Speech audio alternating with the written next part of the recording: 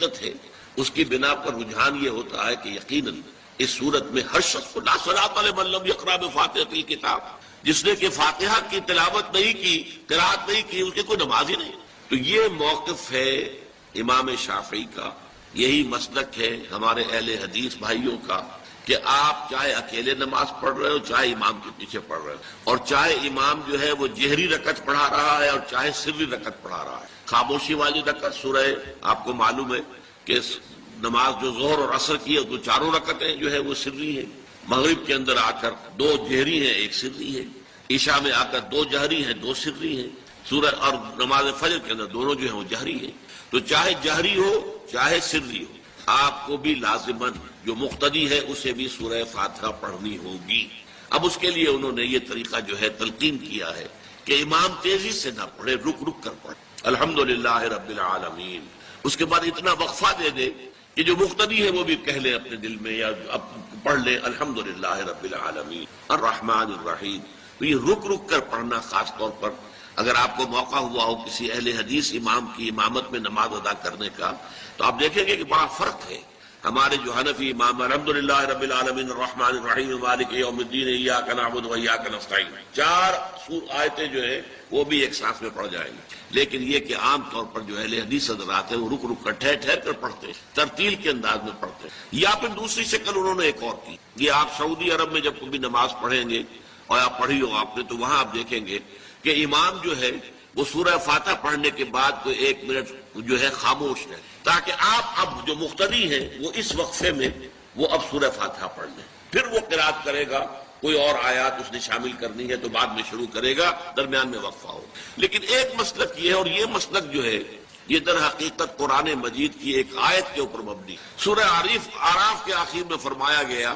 وَإِذَا قُرِئَ الْقُرْآنُ فَاسْتَمِعُوا لَهُ وَأَنصِتُوا، جب قرآن پڑھا جا رہا ہو تو توجہ سے اسے سنو، خود خاموش رہو۔ اب یہ قرآن مجید کی آیت ہے، اس کے بنا پر ایک رائے یہ ہے کہ آپ امام کے پیچھے سورہ فاتحہ نہیں پڑھیں گے، پڑھا جا رہا ہے سنو، خود خاموش رہو۔ اور اس کے لیے وہ دلیل دیتے ہیں کہ یہ شکل ایک وفد کی سی ہے، جیسے کسی بڑی شخصیت کے پاس اگر آپ کا کوئی وفد جاتا ہے، 8-10 افراد ہیں، ان میں اسپوکس مین ایک ہوتا ہے، وہ بات کرتا ہے، باقی سب لوگ موجود رہتے ہیں، سنتے ہیں۔ اسی طریقے سے امام جو ہے وہ گویا کہ آپ کا نمائندہ ہے، اور وہ پڑھ رہا ہے الحمدللہ رب العالمین الرحمن الرحیم مالک یوم الدین، تو امام کی قرات ہی آپ کی بھی قرات ہو، گویا کہ اس آیت سے، اس حدیث سے اختلاف نہیں ہے، اس کی تعبیر سے اختلاف ہے کہ امام کا قرات کر لینا در حقیقت مقتدیوں کی طرف سے بھی قرات۔ اس میں جو حنفی مسلک ہے وہ بہت سخت ہے، اور وہ یہ ہے کہ چاہے سری نماز ہو اور چاہے جہری ہو، ہر کسی بھی حالت میں مقتدی جو ہے وہ سورہ فاتحہ نہیں پڑھے گا۔ اب اس میں ذرا سا سوال پیدا ہوتا ہے کہ جہری رکعت میں تو اس آیت کا اطلاق ہو جائے گا کہ وَإِذَا قُرِئَ الْقُرْآنُ فَاسْتَمِعُوا لَهُ وَأَنصِتُوا، سری میں تو اس آیت کا اطلاق نہیں ہوتا۔ بہرحال یہ مسلک ہے امام شافعی کا، ایک انتہا پر ہے، ہر صورت میں سری ہو یا جہری ہو آپ کو پڑھنی ہی پڑھنی ہے، اور امام ابو حنیفہ دوسری انتہا پر ہے کہ چاہے سری ہو چاہے جہری ہو کسی شکل میں۔ امام مالک کا مسلک ہے درمیان میں، اور میں اس میں کوئی جھجک محسوس نہیں کرتا کہ میں آپ کے سامنے عرض کر دوں کہ میں اس پر عمل پیرا ہوں۔ وہ کیا ہے؟ جہری نماز میں خاموش رہو اور سنو، اس آیت کا اطلاق ہو جائے گا جب بلند آواز سے پڑھ رہا ہے امام تو پوری توجہ، فَاسْتَمِعُوا لَهُ، اپنی پوری توجہ کو اس کے سننے کے اوپر مرکوز کر دو اور خود خاموش۔ سری رکعت میں البتہ جبکہ وہ بھی خاموشی سے پڑھ رہا ہے آپ بھی۔ بہرحال ان چیزوں میں میں نے یہ سب کچھ بیان کیا ہے، تو اس سے جو میرا مقصود ہے وہ یہ ہے کہ معلوم ہو جائے کہ اس میں کوئی بڑی بنیادی بات نہیں، نہ یہ کہ جو حنفی ہیں وہ اس حدیث کا انکار کرتے ہوں کہ لا صلاۃ لمن لم یقرأ بفاتحۃ الکتاب، کیسے وہ انکار کریں گے، اور نہ ہی کوئی جو حنبلی ہے یا اہل حدیث ہے وہ قرآن کی اس آیت کا اختلاف سے جو ہے وہ اختلاف کر سکتا ہے کہ اذا قرئ القرآن فاستمعوا له وانصتوا، لیکن یہ کہ اس کے پھر اس سے جو احکام کا استنباط ہے اس میں اختلاف ہو جاتا ہے، تو اس کو نہیں سمجھنا چاہیے کہ یہ کوئی بہت بڑی اہمیت والی بات ہے۔ بات کے جو فرض نماز ہے اصل اہمیت ہمارے ہاں عام طور پر مذہبی حلقوں میں، اور خاص طور پر جو ذرا متصوفانہ انداز کے رنگ کے لوگ ہوتے ہیں، وہ فرض کو تو بس ایسے ہی ادا کر لیتے ہیں جیسے بس اس کی کوئی اہمیت نہیں، بلکہ بعض لوگ وہ بھی ہیں کہ فرض کو ترک کر دیتے ہیں، نوافل پر سارا زور، صرف رات کی نماز پر زور دیا جا رہا ہے۔ فرض نمازوں یہ ہم نے دیکھے ہیں، ایسے لوگ بالفعل دیکھے ہیں۔ یہ تمام چیزیں جو ہیں در حقیقت اس پھر راہ نبوت سے انسان کو ہٹا دینے والی ہیں۔ فرض کتنا فرض، نفل کتنا نفل۔ نوافل کے بارے میں جو ہے شریعت سے ثابت ہے، وہ تہجد بھی نافلۃ لک، حضور کے لیے تو لازم تھی، باقی کے لیے لازم نہیں۔ جو قیام اللیل شروع میں تھا وہ لازم نہیں ہے۔ ہاں رمضان مبارک میں اس کی تشویق ہے، وہ خاص ایک مہینہ ہے، اس میں دن میں کھانا پینا جو ہے وہ حرام کیا گیا، تو رات کو 2/3 رات یا 1/3 کم سے کم 1/3 رات جاگو اللہ کے قرآن کے ساتھ، اللہ کی کتاب کے ساتھ۔ تو یہ اصل میں جو توازن ہے یہ جو ہے بہت ضروری۔ ارأیت اذا صلیت الصلوات المکتوبات، حضور آپ نے دیکھا، غور فرمائیے کہ اگر میں جو فرض نمازیں ہیں وہ ادا کروں۔ اب مثلا ایک حدیث مجھے اور یاد آئی، فرض نماز کی اہمیت کو بیان کرنے کے لیے حضور نے فرمایا جس شخص نے عشاء کی نماز بھی جماعت کے ساتھ ادا کی اور پھر فجر کی نماز بھی جماعت کے ساتھ ادا کی، اس کے لیے پوری رات کا قیام لکھ دیا ہے۔ فرض کی یہ اہمیت۔ تو اذا صلیت المکتوبات صلوات المکتوبات وصمت رمضان، اور میں روزہ بھی رمضان کے روزے رکھ دوں، باقی روزہ رکھنا آپ کی مرضی پر ہے، رکھیں ٹھیک ہے، لیکن وہ لازم نہیں ہے۔ نجات کے لیے لازم جو بیس لائن ہے وہ جو عبادات فرض،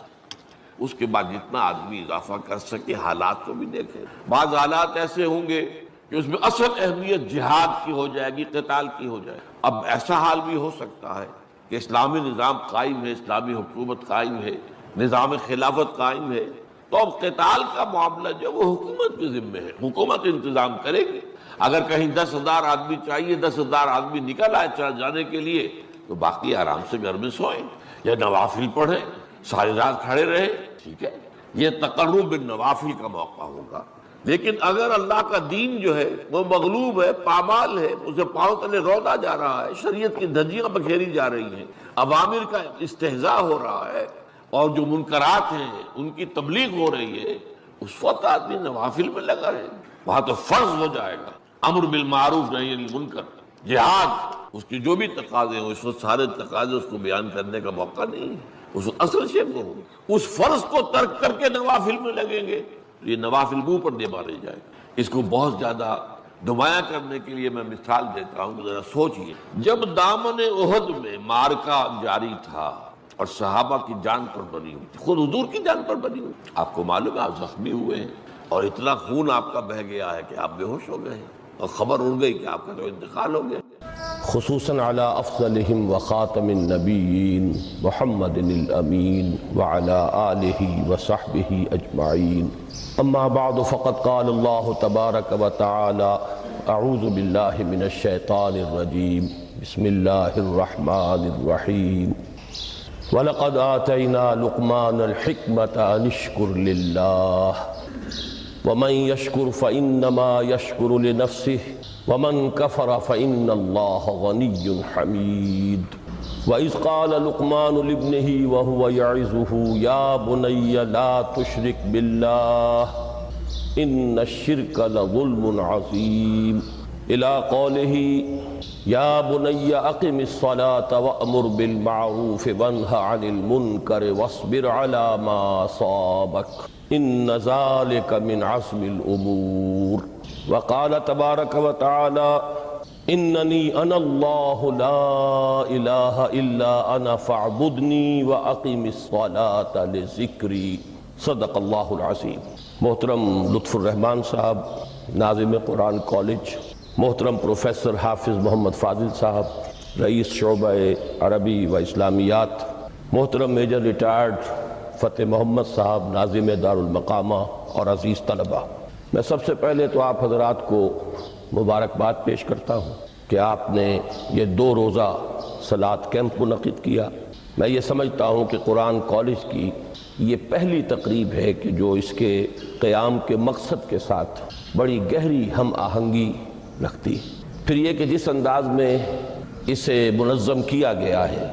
اس میں خاص طور پر میجر صاحب کی جو فوجی تربیت ہے اس کا جو عمل دخل مجھے نظر آیا ہے، تو میں اس پر بھی انہیں ہدیہ تحسین پیش کرتا ہوں اور امید کرتا ہوں کہ آئندہ بھی دین کے جو اہم اور بنیادی موضوعات ہیں ان پر اسی طرح کے تربیتی کیمپ منعقد کرتے رہیں گے۔ میری گفتگو کا جو اس وقت عنوان معین ہے اور جو اس وقت آپ کے سامنے لکھا ہوا بھی ہے، فلسفہ دین میں نماز کی اہمیت، اس میں سب سے پہلے تو میں توجہ دلاؤں گا کہ لفظ فلسفہ اصلاً عربی کا ہے اور نہ ہی یہ قرآن حکیم کی اصطلاح ہے۔ یہ لفظ بھی اپنی اصل کے اعتبار سے یونانی ہے۔ فلسفی اگرچہ فلسفی عربی میں اب استعمال ہوتا ہے اور فلاسفہ اس کی جمع بھی ہوتی ہے، لیکن واقعتاً یہ عربی زبان کا لفظ نہیں ہے۔ اسی کی ایک مثال اور ہے تصوف، وہ بھی بظاہر تفاعل کے وزن پر خالص صیغہ معلوم ہوتا ہے عربی زبان کا، لیکن یہ بھی تھیوسوفی، یہ بھی در حقیقت یونانی الاصل لفظ ہے جس کی تعریب کی گئی ہے، اسے معرب بنا کر عربی کا جامہ پہنا دیا گیا ہے۔ فلسفے سے ہم جس علم یا جس شعبہ علم کو مراد لیتے ہیں، قرآن حکیم کی اصطلاح میں اس کے لیے لفظ حکمت، اس کا مادہ ہا کاف میم، اور اس کا بنیادی مفہوم وہی ہے کہ جو اس سے جو ایک مشتق لفظ ہے استحکام، کسی شے کا مضبوط ہو جانا، پختہ ہو جانا، قوی ہو جانا، ایسی صلاحیت حاصل کر لینا کہ وہ اپنی حفاظت کر سکے، اپنے خلاف کسی بھی اقدام پر اپنا دفاع کر سکے۔ یہ ہا کاف میم کے مادے کا اصل مفہوم ہے۔ اور حکمت انسان کے فکر اور اس کے شعور کی پختگی کا نام ہے، اس لیے کہ انسان حیوانات سے ممیز کیا گیا ہے اگرچہ مختلف اعتبارات سے، لیکن یہ کہ اس میں سب سے اہم اعتبار یہ ہے کہ یہ حیوان عاقل ہے۔ اسی طریقے سے اسے حیوان ناطق کہا جاتا ہے، اور نطق اور عقل کا بڑا گہرا تعلق ہے اور ربط، دونوں ایک دوسرے سے جڑے ہوئے۔ تو ہم کہیں گے شعور، عقل سے انسان کو شعور حاصل ہوتا ہے، اور نطق جو ہے اس کی بنیاد، اس کا سورس جو ہے وہ یہی شعور ہے۔ تو انسانی فکر کی پختگی، انسانی شعور کی پختگی، اس کے اندر ایسی صلاحیت کا پیدا ہو جانا کہ وہ حقائق تک رسائی حاصل کر سکے، اس میں اتنی قوت پیدا ہونا کہ وہ صحیح رخ پر، صحیح رخ سے موڑنے والے جتنے محرکات ہیں ان کے مقابلے میں اپنا دفاع کر سکے، یہ حکمت ہے۔ لہذا فلسفہ دین کی بجائے اب آپ اپنے ذہن میں حکمت دین کا لفظ رکھیں، اور اب غور کیجئے کہ حکمت دین میں صلاۃ کے مقام کو سمجھنے کے لیے ہمیں یہاں سے ابتدا کرنی چاہیے کہ حکمت دین کا سب سے بنیادی مسئلہ کون سا ہے۔ حکمت دین کا سب سے اہم، سب سے بنیادی اولین مسئلہ معرفت خداوندی، انسان اپنے رب کو پہچانے اور رب کو پہچان کر اپنے فطری جذبہ تشکر کو اس کی ذات سے وابستہ کرے۔ یہ فطری جذبہ تشکر بھی آپ سمجھ لیجئے کہ یہ بھی نہ صرف انسان بلکہ حیوانات کا بھی خاصہ ہے کہ اگر ان کے ساتھ کوئی بھلائی کی جائے تو ایک خاص رد عمل ان کی طبیعت میں پیدا ہوتا ہے جسے ہم جذبہ شکر یا جذبہ تشکر سے تعبیر کر سکتے ہیں۔ حیوان کے پاس اگرچہ وہ زبان نہیں ہے کہ جس میں وہ اپنے اس جذبے کو الفاظ کا جامہ پہنا کر اپنے محسن کی خدمت میں پیش کر سکے، لیکن یہ کہ اگر کبھی کسی بھوکے پیاسے حیوان کو آپ نے کوئی غذا فراہم کی ہو یا پانی پلایا ہو، اور پھر اگر آپ اس کی آنکھوں میں دیکھیں گے تو وہ جذبہ تشکر وہاں سے ابلتا ہوا محسوس ہو۔ یہ گویا کہ فطرت کا تقاضا ہے، حیوانات سے بلند تر سطح پر انسان ہے، تو فطرت انسانی کا بڑا اساسی اور بنیادی تقاضا ہے کہ وہ اپنے محسن کا شکر ادا کرے، جس نے بھی اس کے ساتھ کوئی بھلائی کی ہو، خیر کیا ہو، اس کی کوئی احتیاج پوری کی ہو، اس کی کوئی ضرورت پوری کی ہو، اس کا وہ شکر بجانا ہے۔ تو یہ فطری جذبہ تشکر جب تک عقل انسانی اپنے اصل محسن اور مربی کو نہیں پہچانتی تو یا تو یہ منتشر رہتا ہے یا بھٹکتا رہتا ہے۔ چنانچہ شرک کی جو ساری تاریخ ہے اس کا تجزیہ کریں گے تو بات یہی نظر آئے گی کہ اس جذبہ تشکر نے اپنے علم کی کوتاہی کی وجہ سے، اپنے فہم کی کوتاہی کی وجہ سے مختلف اشیاء کے ساتھ یا مظاہر قدرت کے ساتھ اپنے آپ کو منسلک کر لیا۔ مثلاً یہ کہ یہ بات غلط نہیں ہے کہ ہماری دنیا کا یہ سارا نظام جو ہے اس میں سورج کی حرارت کو بہت بڑا دخل حاصل، ساری انرجی جو ہمارے پاس ہے اس کی سورس تو اصل میں وہ سولر انرجی ہے۔ لکڑی بھی آپ جلا کر اگر آگ کے ذریعے سے حرارت حاصل کرتے ہیں تو وہ بھی در حقیقت سورج ہی کی وہ حرارت تھی کہ جو اس لکڑی میں جذب ہوئی ہے اور اس نے وہ صورت اختیار کی۔ فصلوں کو سورج پکاتا ہے، اس کی حرارت جو ہے وہی ان کے پکنے کا ذریعہ بنتی ہے۔ لہذا انسان نے یہ سمجھا کہ ہمارا سب سے بڑا محسن یہ ہے لہذا اس کے آگے ہاتھ جوڑ دیے، اس کو سجدہ کیا، اسے معبود بنا لیا۔ اسی پر آپ قیاس کرتے چلے جائیے، جس جس چیز کے بارے میں احساس ہوا کہ اس کے ساتھ ہماری کوئی بھلائی وابستہ ہے، یہ ہمارے لیے کسی خیر کا ذریعہ ہے، اس کے سامنے انسان جھک گیا اور اس کے اظہار تشکر کے لیے اس نے مراسم عبودیت ایجاد کر۔ تو عقل انسانی کی اصل معراج یہ ہے کہ وہ اپنے اصل مربی کو پہچانے، اپنے اصل رب کی معرفت حاصل ہو جائے کہ یہ تمام مظاہر فطرت، مظاہر قدرت، اگرچہ یہ سب ہیں اس دنیا میں، اس کے نظام کو مختلف پہلوؤں سے ان کے ساتھ وابستہ کیا گیا ہے، لیکن یہ سب خود کسی اور کی ربوبیت کے مظہر ہے۔ کوئی اور ہے جو ان سب کا خالق ہے، کوئی اور ہے کہ جس نے ان کے لیے یہ سارا نظام بنایا ہے۔ تو ایک ہی چھلانگ میں انسان پھر وہاں پہنچتا ہے اور اپنے اصل رب اور مربی کو پہچان کر اب اپنے پورے جذبہ تشکر کو اس کی ذات کے ساتھ منسلک کر۔ یہ میں نے خلاصہ عرض کیا آپ کے سامنے سورہ لقمان کے دوسرے رکوع کی اس پہلی آیت کا، جس میں اللہ تعالیٰ نے حضرت لقمان کے حوالے سے حکمت اور حکمت کا جو منطقی اور لازمی نتیجہ ہے، دونوں چیزوں کو بیان کر دیا۔ وَلَقَدْ آتَيْنَا لُقْمَانَ الْحِكْمَةَ أَنِ اشْكُرْ لِلَّهِ، ہم نے لقمان کو حکمت عطا کی کہ کر شکر اللہ کا۔ فطرت سلیمہ کا تقاضا شکر، محسن کے لیے مربی کے، اور عقل کی معراج اپنے اصل محسن اور مربی کو پہچان ہے، اسی کا نام حکمت ہے۔ حکمت عقل صحیح اور فطرت سلیمہ کے امتزاج سے وجود میں آتی ہے، جس کا نتیجہ شکر رب ہے یا معرفت رب۔ تو یوں سمجھئے کہ حکمت دین کا اساسی مسئلہ یہ، باقی سارے مسائل اب یہیں سے آگے چلیں گے۔ اس کے لیے یہ بات اگر آپ نے منتخب نصاب کے وہ اسباق پڑھ لیے ہوں تو یہ چیزیں سامنے آ چکی ہوں گی کہ اس کے لیے قرآن کا اسلوب یہ ہے کہ آیات کے حوالے سے انسان کے اندر معرفت رب کو جگایا جاتا ہے۔ میں نے جگانے کا لفظ استعمال کیا ہے کہ قرآن کی حکمت یہ ہے کہ رب کی معرفت فطرت انسانی میں موجود ہے لیکن سوئی ہوئی ہے، ڈورمنٹ ہے، اسے جگانا ہے، اسے ایکٹیویٹ کرنا ہے۔ اس کے لیے آیات آفاقی، ان فی خلق السماوات والارض واختلاف اللیل والنہار والفلک التی تجری فی البحر بما ينفع الناس الی آخر الآیہ۔ اسی طرح آیات انفسی وفی انفسکم افلا تبصرون سنریہم آیاتنا فی الآفاق وفی انفسہم حتی یتبین لہم انہ الحق۔ لیکن ان آیات آفاقیہ کی طرف بھی صحیح نقطہ نظر سے متوجہ کرنے کے لیے اور انسان کے اندر کی اس سوئی ہوئی معرفت رب کو جگانے کے لیے سب سے زیادہ مؤثر آیات قرآنیہ، چونکہ یہ فطرت انسانی کے اندر کی ایک شے کو جگانے والی ہیں۔ یہی وجہ ہے کہ قرآن مجید اپنے آپ کو کہیں الذکر کہتا ہے، کہیں ذکرہ، کہیں تذکرہ۔ یہ تو یاد دہانی ہے، تمہارے اپنے اندر معرفت رب موجود تھی یا موجود ہے، لیکن یا تمہیں اس کا شعور نہ تھا، وہ تمہارے شعور کی سطح پر نہیں آئی تھی، یا یہ کہ آئی تھی لیکن پھر تم اسے بھول گئے ہو، ذہول کے پردے پڑ گئے۔ جیسا کہ علامہ اقبال نے کہا کہ کافر کی یہ پہچان کے آفاق میں گم ہے، تم پھر گم ہو گئے ہو۔ لہذا اس کو اجاگر کرنے کے لیے، تازہ کرنے کے لیے یہ آیات قرآنی، ان اندھیروں سے، گمشدگی کے اندھیروں سے نکالنے کے لیے، معرفت کی روشنی میں لانے کے لیے یہ آیات مبارکہ ہے۔ هو الذی ينزل على عبده آیات بینات لِيُخْرِجَكُم مِّنَ الظُّلُمَاتِ إِلَى النُّورِ، اندھیروں سے نکال کر روشنی میں لانے کے لیے اللہ نے اپنے بندے پر صلی اللہ علیہ وسلم یہ آیات بینات نازل کی ہیں۔ لیکن اب اس سے اگلا قدم ہے، اور اصل میں وہ ہے جو میری گفتگو کا موضوع ہے اس وقت۔ اس کے لیے یہ تمہید ضروری تھی کہ حکمت قرآن کا اور حکمت دین کا اولین، اہم ترین، سب سے اساسی، سب سے بنیادی مسئلہ ہے معرفت رب۔ اگر اس مرحلے کو انسان طے کر لے اللہ کے فضل و کرم سے، اسے اللہ کی معرفت بھی حاصل ہو جائے اور اس پر ایمان بھی میسر آ جائے، تو اب اس کے سامنے تین مسئلے ہیں، ان کو اچھی طرح آئیڈینٹیفائی کی۔ پہلا مسئلہ یہ ہے کہ اس کی فکر صحیح مزید پیش قدمی کرے، آگے بڑھے۔ یہ تو اس کا سٹارٹنگ پوائنٹ تھا، رب کو پہچان لینا۔ ابھی تو اس سے آگے بڑھ کر اس فکر صحیح کو،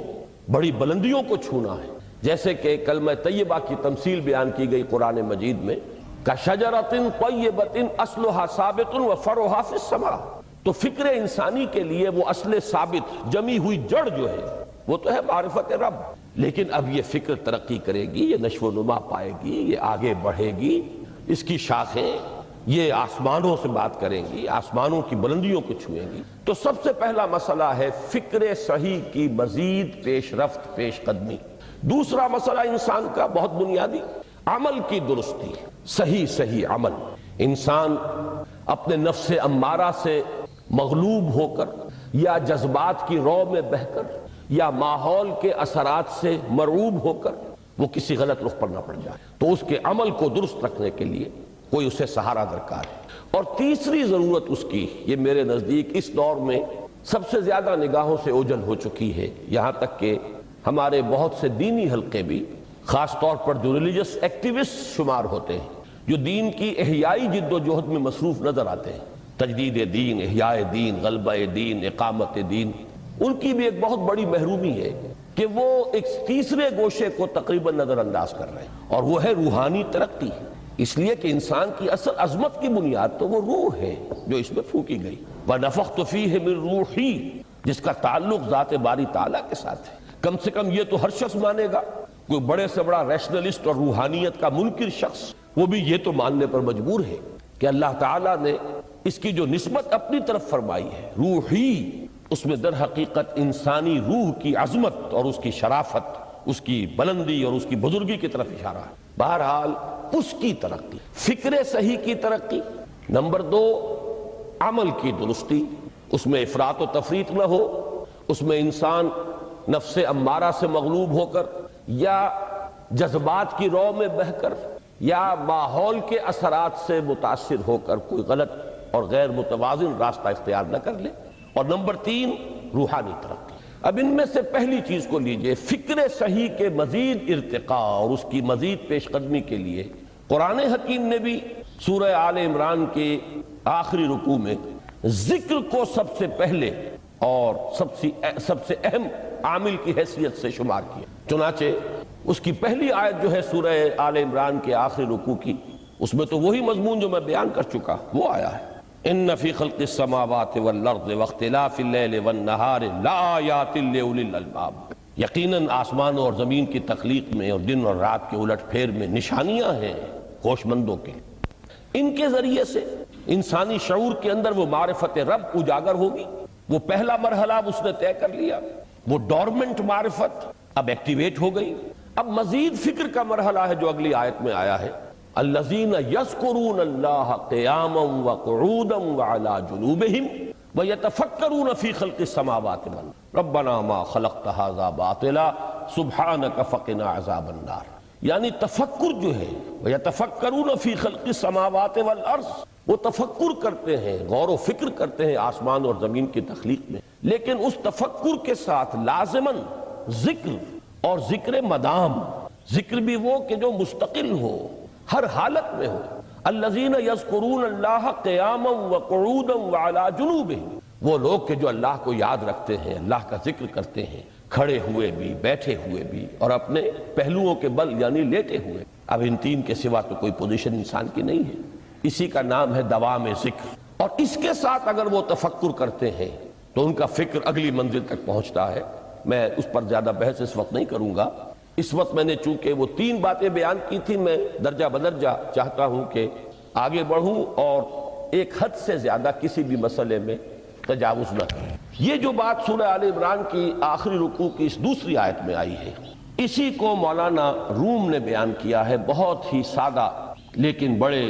پرمغز شعر میں، این قدر گفتیم باقی فکر کن، فکر اگر جامد بوت رو ذکر کن۔ اس قدر تو ہم نے تمہیں بتا دیا، سمجھا دیا، یہ بات تو آ گئی تمہارے عقل میں، اب جاؤ خود غور کرو، مزید آگے پیش قدمی کرو۔ این قدر گفتیم باقی فکر کن، فکر اگر جامد بوت رو ذکر کن، فکر میں جمود آ جائے، فکر سست پڑ جائے تو جاؤ پھر ذکر کرو۔ تو یہ ذکر اور فکر گویا کہ گاڑی کے 2 پہیے ہیں کہ جن سے فکر انسانی صحیح رخ پر آگے بڑھے۔ اگر یہ ذکر ساتھ نہیں رہے گا تو فکر انسانی کج ہو جائے، تاثریا می رود دیوار کج، پھر وہ فکر جو ہے وہ بلندی کو کتنے ہی پہنچ جائے لیکن وہ ٹیڑھی بلندی ہوگی، وہ صراط مستقیم پر پیش قدمی کرنے والا فکر نہیں ہوگا۔ اسی کو علامہ اقبال نے اپنے 2 اشعار میں، کیونکہ انہوں نے مولانا روم کو اپنا پیر بھی تسلیم کیا ہے، مرشد رومی، تو یہ فکر جو ہے، یہ خیال، جو مولانا روم نے پیش کیا اسی کو علامہ اقبال نے 2 اشعار میں میں سمجھتا ہوں کہ مزید شکوہ کے ساتھ مزید خوبصورت اور حسین انداز میں پیش کیا ہے۔ جز بقرآن زے غمی روباہی است، فقر قرآن اصل شاہنشاہی است۔ قرآن کے بغیر اگر کوئی شعر بھی ہو تو وہ بھی اصل میں لومڑی ہے، اس کی کوئی حقیقت نہیں ہے، اس لیے کہ اصل شاہنشاہی جو ہے وہ تو فقر قرآن ہے۔ اب فقر قرآن کیا ہے؟ فقر قرآن اگر آپ لکھا ہوا دیکھیں گے اس کو تو اس کے آگے یہاں اب سوالیہ نشان آ جائے گا۔ فقر قرآن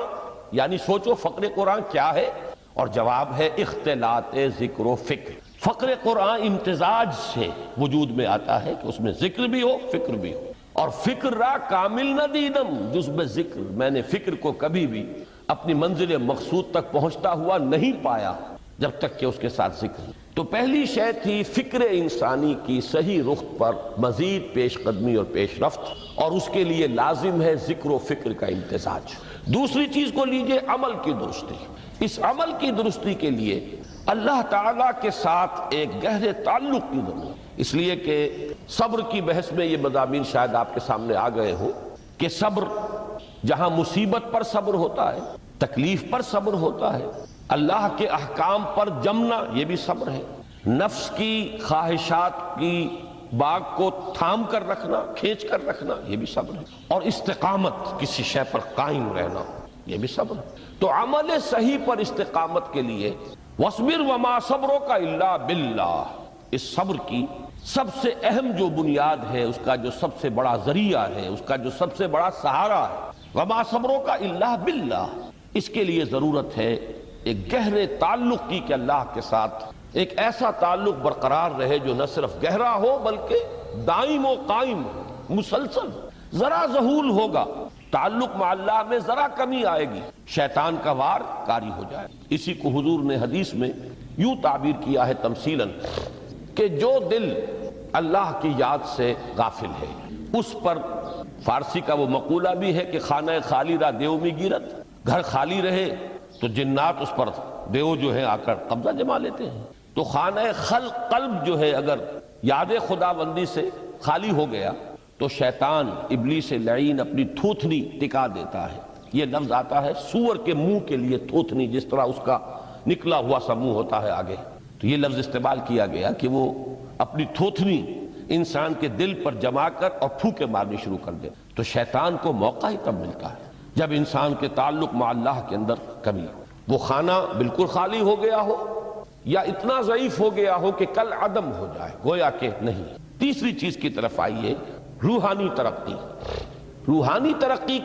کے لیے میں ایک اصطلاح کے سامنے لا رہا ہوں، اس سے مراد کیا ہے؟ روحانی ترقی کے لیے ہماری دینی اصطلاح ہے تقرب الی اللہ، اللہ سے قریب تر ہوتے چلے جانا۔ اس پر میرا ایک کتابچہ بھی ہے، تقرب الی اللہ کے 2 مدارج، 2 درجے، جو در حقیقت ایک حدیث نبوی علیہ الصلوۃ والسلام ہی پر مبنی ہے کہ حضور نے ایک درجہ قرار دیا ہے تقرب بالفرائض، فرائض کے ذریعے سے انسان اللہ کا قرب حاصل، ایک ہے تقرب بالنوافل، نوافل کے ذریعے سے اللہ کا قرب حاصل۔ ان میں کیا نسبت و تناسب ہے، اہمیت کے اعتبار سے کون بڑھ کر ہے، بلندی کے اعتبار سے کون بڑھ کر ہے، یہ تمام مسائل میں نے اپنی اس تقریر میں بیان کیے تھے جو اس کتابچے میں شائع ہوئی ہے۔ اس وقت میں اس کی تفصیل میں نہیں جا رہا، صرف یہ تذکرہ اس لیے کر رہا ہوں کہ جن کو بھی خواہش ہو جائے وہ اس کا مطالعہ کرے۔ ہماری اس وقت کی گفتگو سے وہ کتابچہ اس جگہ پر منسلک ہوگا۔ تو تقرب الی اللہ، یہ تقرب کوئی فزیکل فینومینن نہیں ہے، جسمانی یا مادی مسئلہ نہیں ہے۔ اللہ سے قرب یہ نہیں ہے کہ کوئی کروڑوں میل کا فاصلہ ہے، اب ہمیں کوئی رسی پر چڑھنا ہے اوپر بڑی محنت اور مشقت سے، فصل تو ہے ہی نہیں، فاصلہ ہے ہی نہیں، بعد ہے ہی نہیں۔ نحن اقرب الیہ من حبل الورید، ہم تو انسان سے اس کی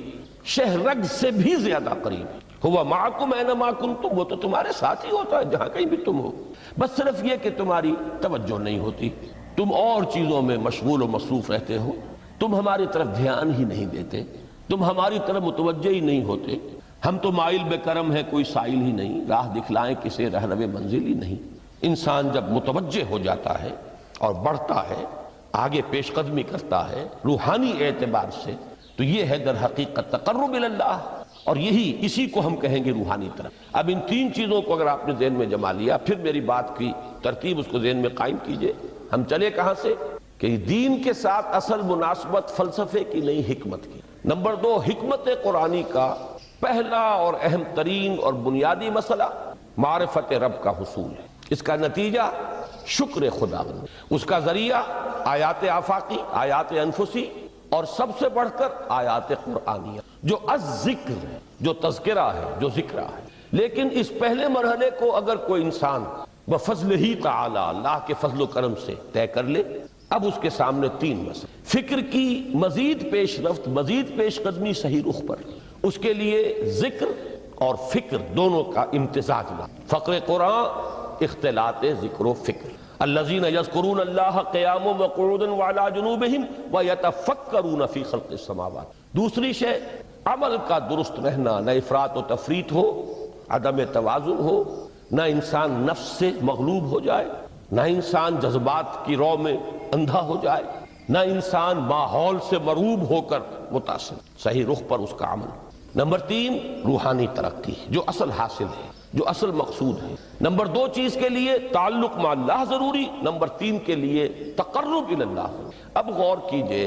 ان تینوں چیزوں کا بڑا گہرا تعلق ہے نماز کے، ان تینوں کے لیے ستون کی حیثیت نماز کو۔ لہذا ایمان کے بعد یا معرفت رب کے بعد حکمت دین کا اہم ترین مسئلہ نماز، صلاۃ، اس لیے کہ ایک طرف یہ انسان کو اللہ کے ساتھ ایک گہرے تعلق کا ذریعہ فراہم کرتا ہے۔ اپنے تمام مصروفیات میں سے، ان مشغولیتوں میں جن میں گم ہونے کا خدشہ ہوتا ہے، نکلو۔ 24 گھنٹے کے معمولات میں سے کم 5 مرتبہ تو لازماً نکلو، اور اپنے آپ کو ذرا، اپنے حواس کو بھی، اپنی باطنی کیفیات کو بھی ذرا تازہ کرو۔ اگر کوئی گندگی، نجاست، کسی طرح کی ناپاکی کا کوئی معاملہ ہے، طہارت حاصل۔ طہارت سے تمہارے اندر روح کو بھی بالیدگی ہوگی، تمہارے حواس بھی تازہ ہوں گے، تم گویا کہ بحیثیت کل تمہاری ہستی چاق و چوبند ہو جائے۔ وہ کسل، وہ سستیاں، وہ جو ایک کثافتیں ہوتی ہیں، ان سب سے نجات حاصل۔ اور اب اپنے رب کے حضور میں کھڑے ہو جاؤ، اس کے ساتھ اپنا عہد بھی تازہ کرو، اس کی اہم صفات کو بھی اپنے ذہن میں پھر مستحضر کرو۔ یہی وجہ ہے، دیکھیے میں نے جو آیات آپ کو شروع میں سنائی تھی، سورہ لقمان کی 2 آیتیں، پہلی آیت میں اس کا ترجمہ کر چکا، دوسری آیت وَلَقَدْ وَإِذْ قَالَ لُقْمَانُ لِابْنِهِ وَهُوَ يَعِظُهُ يَا بُنَيَّ لَا تُشْرِكْ بِاللَّهِ إِنَّ الشِّرْكَ لَظُلْمٌ عَظِيمٌ۔ اس کے بعد درمیان میں کچھ مضمون آ کر پھر وہ آیہ مبارکہ آئی، یا بنی اقم الصلاۃ وامر بالمعروف وانہ عن المنکر